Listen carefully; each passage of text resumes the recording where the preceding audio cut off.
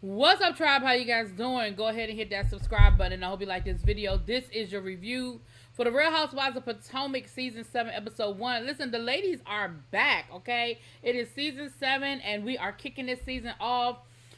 We got to see a little bit of everybody, I believe, in this first episode. We start off with the OGs meeting up. We have Karen, we had Robin, we had Giselle, and we had Ashley. And they were meeting up down onto the tidal basin up under the cherry blossoms. Now, for those who do not know, cherry blossoms are a big attraction here in the nation's capital. When the cherry blossoms bloom, people come from all over the world to come and see these cherry blossoms.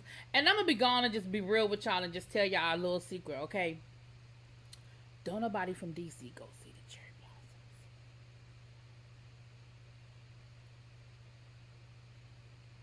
Now the gentrifiers go. And let me say this.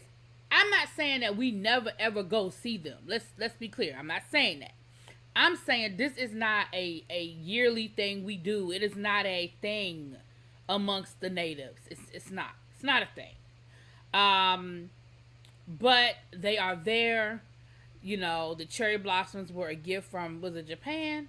I mean, China. They were a gift from China, I believe. Japan.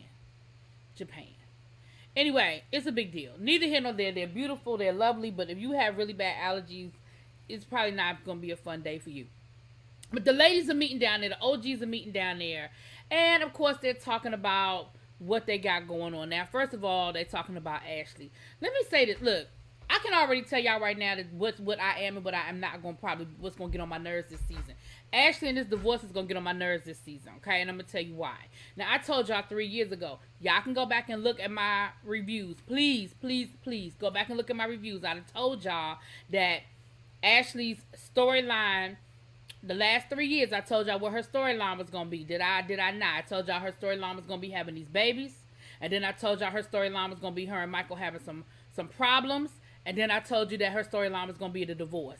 Now, next season is either going to be reconciliation or it's going to be what life is like as a single mother. Because I told y'all that her next season was going to be what life was like as a single mother. But after this first episode, I'm on the fence about that one. Because you getting divorced. Now, the first thing you said was, well, we're separated because in the state of Virginia, we have to be separated for a year. Before we can be divorced. Now, let me say this. I am no divorce attorney. I did not go to law school for that. But what I do know is in some places, when legally separated means that y'all cannot even be sharing a residence.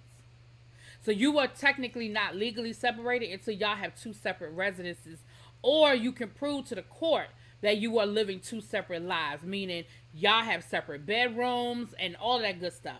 So what I'm saying is, are y'all even legally separated as of the filming of this? If y'all still living in the same damn apartment, they still living in that penthouse apartment that they barely have room for them two children. How can they possibly be not sharing bedrooms? I don't know. This whole story, this whole thing is weird to me. She's talking about how they're looking for a house, and because her finances ain't what they need to be, she's used basically Michael. They're gonna put it in an LLC and they're gonna buy a house together. Girl, what? But then in the next breath, you gonna tell your Uncle Lump Lump that basically your prenup is nullified and you technically could get half of what Michael has.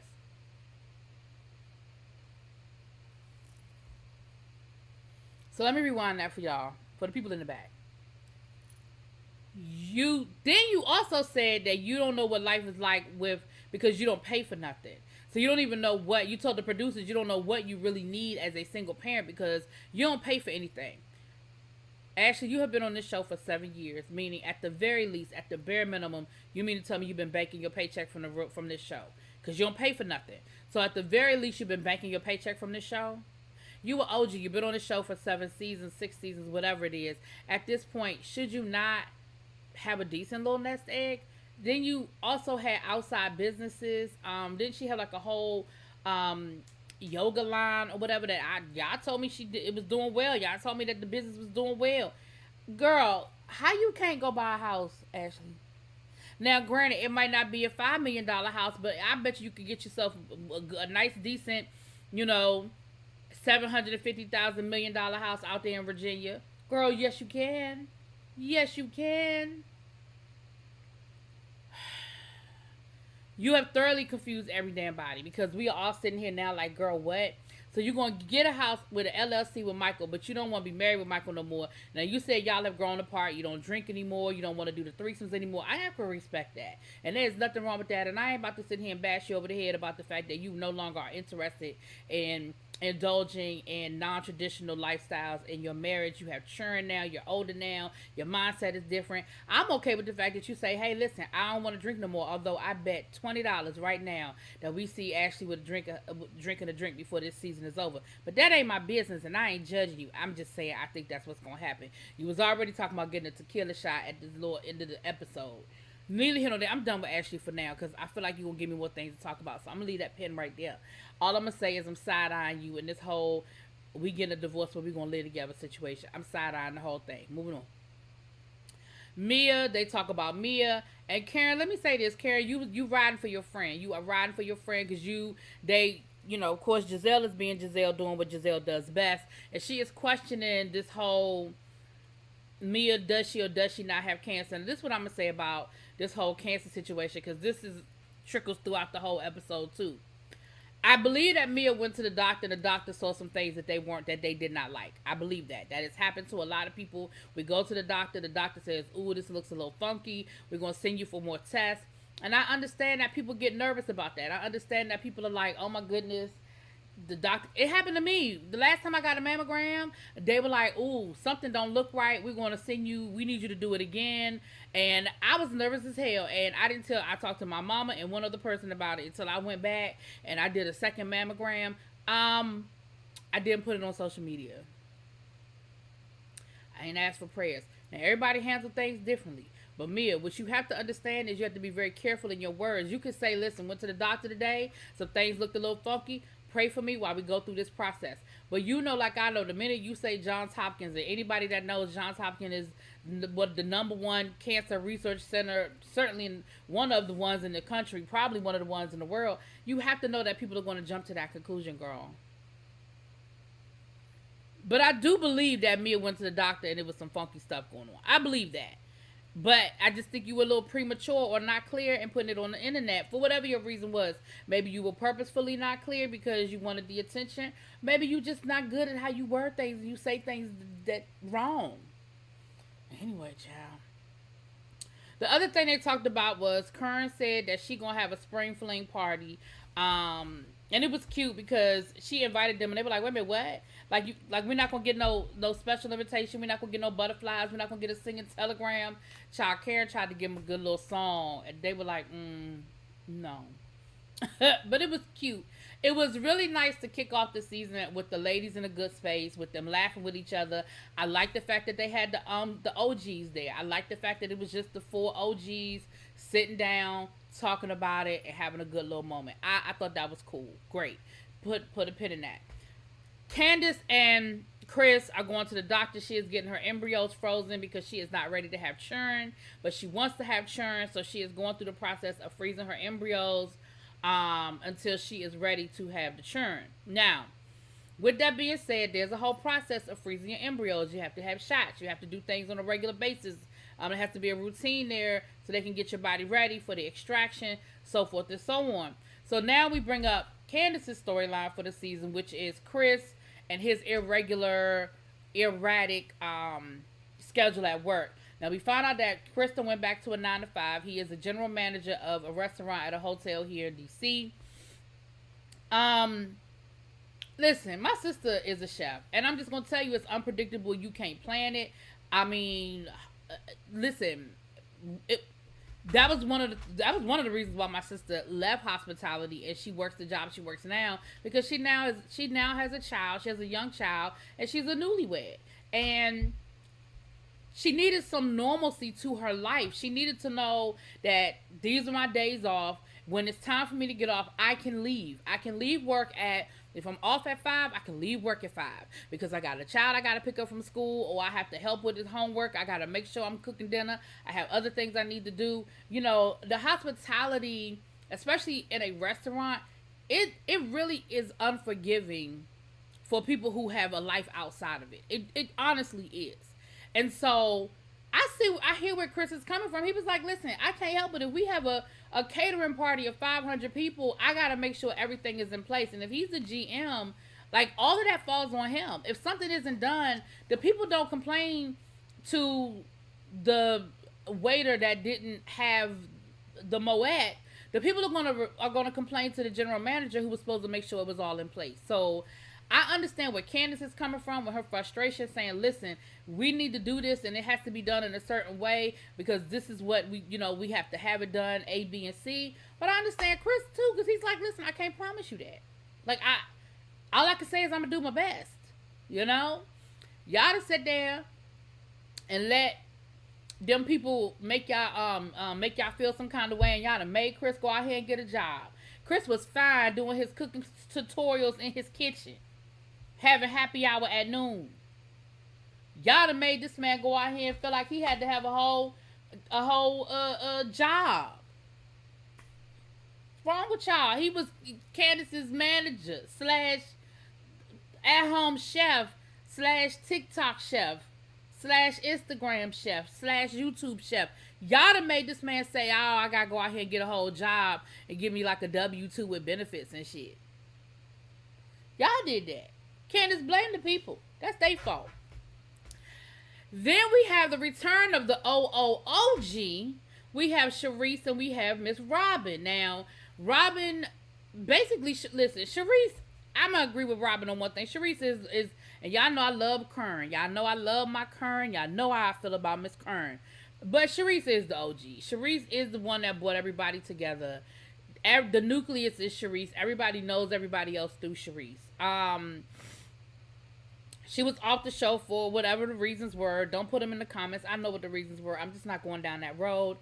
But she is back now. She is back. And we see her have this conversation with Robin, and they are asking about the wedding. Now, let me tell y'all what I'm not doing this year. We are on season 7. And I love y'all. And I know most of y'all love me. And I've been rocking with Robin in this storyline for 6 years. I'm not doing it for 7. Let me tell y'all what I'm not going to do this season. And let me tell you what I don't care about. I am not going to spend review time talking about Robin and Juan and this non-existent wedding situation.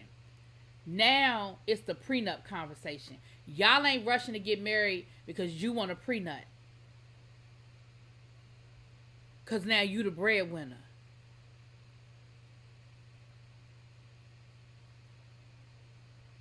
I don't even know where to start in that part of the conversation. Ma'am, what?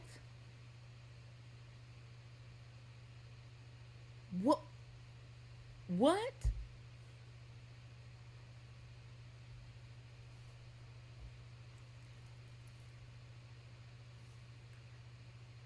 You, the same person that made a bad investment and lost all of Juan money, want Juan to sign a prenup? Because you don't think he should be entitled to half of everything you have in the case that he cheat on you again and y'all get divorced?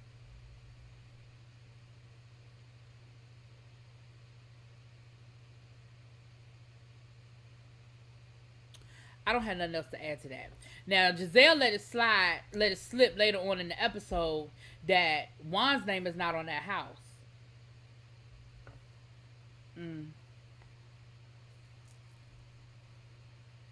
Girl. So that's going to be the reason why y'all don't get married? That's your storyline this season? That you holding up the wedding because you want him to sign a prenup? Okay. Alright, well, I'm going to let you have that. I'm not entertaining it. I'm going to let you have that, though. So Mia has moved to Potomac.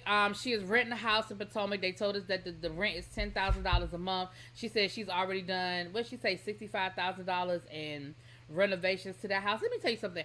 I know these homeowners love y'all. That y'all rent these already expensive ass houses and then y'all add y'all own little upgrades that they don't even have to add themselves. You done put $65,000 into a house that you still got to give $10,000 a month for them. Ma'am, what? And you know, I don't have a problem with renting. Like, I don't look down on nobody for renting a house. That ain't even my issue. But $65,000 worth of upgrades. Like, again, I understand a few little odds and ends things you like, a little paint here, a little this, a little that. Maybe you want to put down some new carpet. Maybe you want $65,000. Sure, that's why your brother-in-law put you out the damn company. Anyway, so the family shows up. We get to see her brothers and her sister, and her mom is there. And her mom asked her about the cancer scare, and she said, well, she does have a disease, and she said that, she put it in air quotes, but that the doctors are still doing some tests, child. They're still running some tests. And she did have to have a biopsy. And I guess she's waiting on the results of that. So that's why I said I believe something happened. I believe there was a conversation that the doctors are seeing something that's funky. I'm on the fence about what it is, okay? Karen shows up because Karen only lives like right down the street from Mia's house. So she shows up and Karen sits down and talks to her. And Karen says, listen, girl, you know how these people are. What is going on with your social media posts? What's going on? Do you have cancer? Do you not have cancer? Girl, what is really good? She said, because you know what you're dealing with over here with Giselle and the rest of the ladies. She said, I probably wouldn't have put it on social media until you had some definitive information because it looks a little confusing. It looks like it's kind of all over the place. And I personally probably wouldn't have, left that door open for interpretation. Now, that's what she told. Now, Giselle gonna try to twist it later on to make it seem like Karen was talking shit about Mia, but Karen really wasn't. Now, what Karen did say was that she would hope that Mia isn't lying about having cancer because that wouldn't be cool and she wouldn't appreciate that. But she said, well, I probably wouldn't handle it the way Mia's handling it, but we're gonna listen, we're gonna hear her out, we're gonna get the benefit of the doubt, So, Giselle, you being messy already. I was with you most of this episode, though. I ain't gonna lie, y'all. I was with Giselle most of this episode. But you was being a little messy with that later on at the end of this episode. You was being a little messy, girl. Karen had a breast lift, okay? She got she got the boobies lifted. And they asked Ray if he liked it, and he said, well, I mean, I'm just worried about people doing things for cosmetic purposes.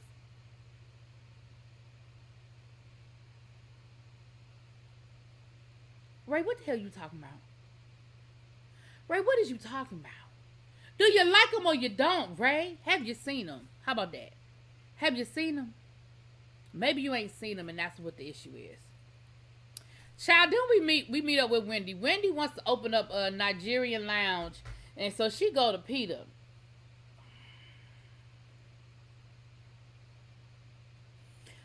First of all, Peter done lied talking about something. He'll put up his own money.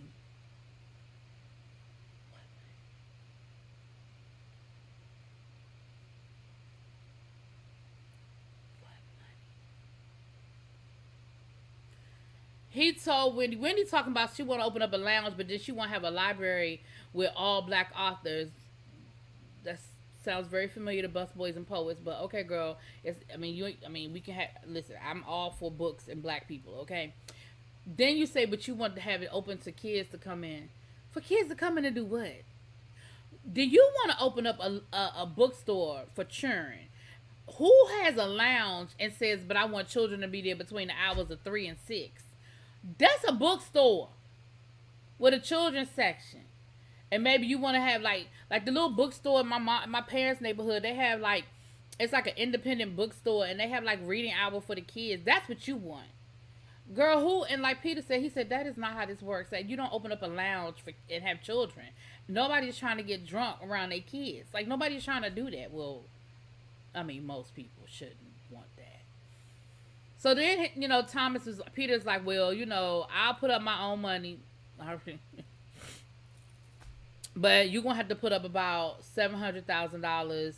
And you probably shouldn't expect to see anything for about 18 months. But when you do start seeing a profit, you're going to be looking at millions.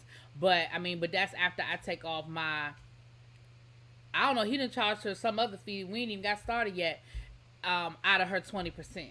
So you already only making 20% of the profits, and then he taking some other percentage off of the 20% that you. Child, it didn't even make no sense to me. I said, but let's be real, that probably is how it works when you invest in a business versus you are building the business. You're putting in an investment into what he's already doing. Girl, it just ain't sound right to me. But y'all know I ain't about to sit here because I don't own no businesses, so I don't know. But some just didn't ring. That just didn't ring right in my spirit. Some just didn't ring right in my spirit. Anyway, Ashley then went over to Uncle Lump Lump house. I kind of already broke most of this down. She's trying to explain to Lump Lump why she is getting a house with an LLC. And he is like, I don't understand, Ashley. This don't make no sense. And at the end of the day, he told her, you need to get a lawyer because that's what people do. You need to get you an attorney so there's somebody there that will look out for your best interest. We don't know if Michael... that like this is coming from Michael. Why is this gonna be like we just need to make sure that it is what it is and it's gonna up and up. Now rich folk do stuff like this, and this might be a rich folk thing. Okay, opening up an LLC and putting a house in the LLC, that might be a rich folk thing. And let's be honest, rich folk do that kind of stuff. So but we need an attorney to make sure that this is a rich folk thing and this not a Michael thing. Like it's not gonna come back and bite you in the butt kind of thing. But I don't understand. It seems to me, listen, let me tell you something. One of my favorite movies. Now, y'all know I ain't the biggest Tyler Perry fan, but one of my favorite movies is a Family That Prays. And when Kathy Bates told her daughter-in-law, after her daughter-in-law came to her crying about her son cheating, talking about he cheated on me, and this, and this, and she was waiting for Kathy Bates to be like, oh, baby, come here, give me a hug. I'm so sorry my son did that to you, baby. Kathy Bates looked at her and she said, you're a woman scorned without a prenup. Seems to me like that's a recipe for good living. I said, bitch, yes. Absolutely. Ashley, if you don't go get your ass a damn attorney, you can go get that damn $10 million house out in Virginia. You don't have a prenup. Allegedly, your husband is a multimillionaire with all sorts of assets and things of that nature. Girl, bye. I cannot. I can't with Ashley. I'm not doing this all season. I'm telling y'all now, I'm not doing this all season with her. We see Giselle and her churn looking for something to wear to Kern's party. Baby, them kids wear Giselle out. Do you hear me? They are beautiful, by the way. Them girls wear Giselle out. She's showing them her outfits for the party, and they don't like none of them. They talking about some, Mom, I thought we upgraded the wardrobe. Child, your own churn know you don't have no taste. Your churn know you don't have no taste, Giselle. Anyway, she gets the outfit. We see her and Robin do what they do best. They cackling and kikiing, child. So finally, we get to Kern's. I'm sorry. Yeah, we get to Kern's party where Giselle shows up first, I believe, in her daughter-approved jumpsuit, okay? The twins approved the outfit that Giselle had on. It was actually kind of cute on her once we saw it on her. I love the Grand Dame's outfit. That little Fendi jean outfit was absolutely cute. It was really cute on her. And the ladies show Vivian is there. Jennifer, who is Mia's ex-best friend now, but at the time it was Mia's best friend. She's on the show this season. They all over social media, child. We had to talk about that later because this review already too long. Skylar was there, who I believe she's still on the show this season, a friend of. But if not, we definitely see that she filmed here and there. So the party is in full swing. Giselle being who Giselle is, honey, Giselle jumps right in and she starts talking to Kern about Ashley. And she want to know, like, what is the real deal? What is going on with Miss Ashley? Because who the hell is buying a house with somebody they say they divorcing? Now, Ashley shows up half-ass naked, honey. I don't know what the hell she had on. But she tries to explain herself to Giselle and to Kern, and none of it is making sense. And now she doing a little backpedaling and pooping because she was like, well, I never said divorce. And Giselle was like, you absolutely said divorce. I never said divorce. Giselle was like, but you did. And y'all know them shady ass producers. Bravo rolled that beautiful beam footage. And girl, that's what you said. You said, well, in the state of Virginia, we have to be separated for a year, but that y'all are doing that to moving towards divorce. So now you backpedaling, and now you're talking about you woke up that morning, you was horny, wanting a little bit of what Michael had, and you claim you didn't jump on it. But like I said, every time you jump on it, you resetting this clock, girl.